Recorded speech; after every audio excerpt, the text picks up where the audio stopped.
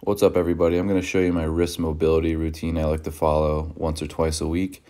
And I do this in many different ways, and this is just one of the ways. So I'm going to start in a supinated radial ulnar joint or elbow, and I'm also going to have an extended wrist. I'm going to passively stretch into the ground for about 1 minute to 2 minutes, diaphragmatically breathing, inhaling for 4, exhaling for 8. After that, I'm going to begin to start pressing the tips of my fingers, the palms of my fingers, and also squeezing my palmar flexors into the ground. I'm almost going to be pushing away from the earth. I'm going to do that from 0 to 100%. That'll be my PAILS contraction. After that, I'm going to try to pull away and try to extend my wrist further, deeper into end range. I'm going to hold that. That'll be my rails contraction. So after holding it passively, just like this, in the collapsed quadruped position, I'm going to begin pressing the tips of the fingers and the palms into the ground, starting now, from 10% to 20%, 30%. Remember, safe effort. If there's any pain, I want you to stop. 60 to 70% of safe effort, all the way to your 100% greatest and safest effort. You're going to hold it. 3, 2, and 1. Now lift off and try to go deeper into wrist extension by leaning forward. You don't have to lean forward, but it will help with the feeling of wrist extension, and then slowly settle back down and hover back to the ground. And you're working the end range here of wrist extension. After that, we're going to follow it up with some pronated extension passive stretch, and we're going to hold here first. I like this staggered collapsed position in the kneeling or in the quadruped position. It gives me more grip and balance, which is really important because you want to be really stable when you're stretching. You also don't want to be straining anywhere else. So we're trying to concentrate. From here, we're going to start beginning that PAILS contraction, pressing the fingertips into the ground and palms, squeezing and irradiating the entire body from 0 to 100%, going up to your safest and greatest intensity and holding. And then we're going to lean away and try to go into wrist extension. Here I'm bending my elbows. I might not suggest that in the future, but for this particular series, it's really working for me. So it's helping me get deeper into that wrist extension. From here, we're just going to go into wrist controlled articular rotations or wrist cars, going into extension all the way around to flexion.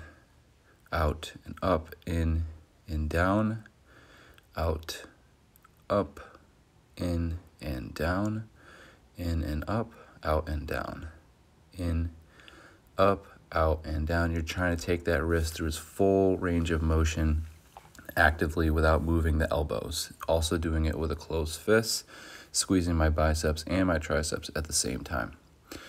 After this, we're going to do some ulnar deviation PAILS and rails, just some light ones. As you see here, I'm deviating my wrist downward, which is toward the ulnar side. And I'm going to put my opposite hand on top of that hand and begin to start pressing down, and then going into my rails contraction. So the push into the hand would be my PAILS. Rails contraction, I'd be pulling away just like that. I'm also going to do that on the radial side or in radial deviation. Notice that I'm just doing very light radial deviation PAILS and rails. I'm not going the full minute or 2. I'm just getting that, I'm just activating and loading that tissue. After that, I'm doing some concentrated or level 2 cars. Since I'm pushing my forearm into my knee here, I'm also bringing my thumb and pinky out, which is going to create neurological confusion during the wrist cars. So those would be some level 2 wrist cars. I'm going to go ahead and switch to the other side, deviating the wrist toward the ulnar side and pressing into that side and loading it, and just kind of actively pressing back into it and then pulling away from it deeper into end range.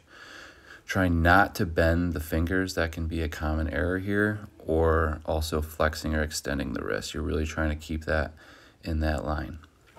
From here, we're going to the radial side, pressing into the hand, for a little bit and then pulling away from the hand, going deeper into that end range. If there's any closing angle joint pain, that's something you want to be aware of.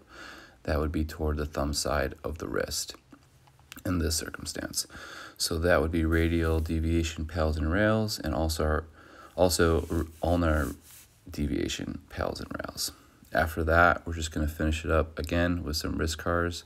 I really like to press that forearm into the thigh there, create that irradiation. Also, just naturally being in this position is going to create high intensity irradiation during these wrist cars and also during the deviation. Here we're going to do wrist flexion, passive hold. This can be pretty sensitive, so if there's any pain here, you might want to discontinue. If you've never been checked by a FRC practitioner, never spoken to one before, you've never done this before, then just be very easy. Don't go into any pain. I'm going to hold this passively, inhaling for 4, exhaling for 8, 1 to 2 minutes here again. That my PAILS contraction will begin to press the back of the fingers into the ground from 0 to 100%. And then my rails contraction will be going the other way into the opposite side of the joint, squeezing the fist just like that. So squeezing the fist would be the rails contraction.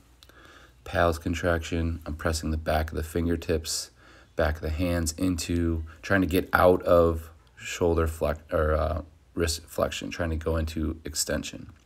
Going from 0 to 100% or 0 to 50%, because this is probably very, very sensitive. If you're new, if you're not new to this, you can probably go higher intensities. And then after your PAILS contraction, pulling away and trying to create a fist and using the tissues on the opposite side of the joint. So after your PAILS contraction, go ahead and squeeze your fists. This will be your rails contraction. You're engaging the tissues on the opposite side of the joint. So when you were pressing the back of our hand into the ground, we're getting our extensors, and then when we're flexing our fist, that means we are getting our palmar flexors. From here, doing the same thing, going back to the PAILS, slight push into the ground, creating that isometric load in that end range, and laying new tissue down in that area over time. Obviously, if you do this once, it's not going to do anything long term. It takes many active inputs over long periods of time. And again, going back to my rails contraction, squeezing my fists. And when I first did this, I was really sensitive, but I've built up the stamina and resilience in this end range.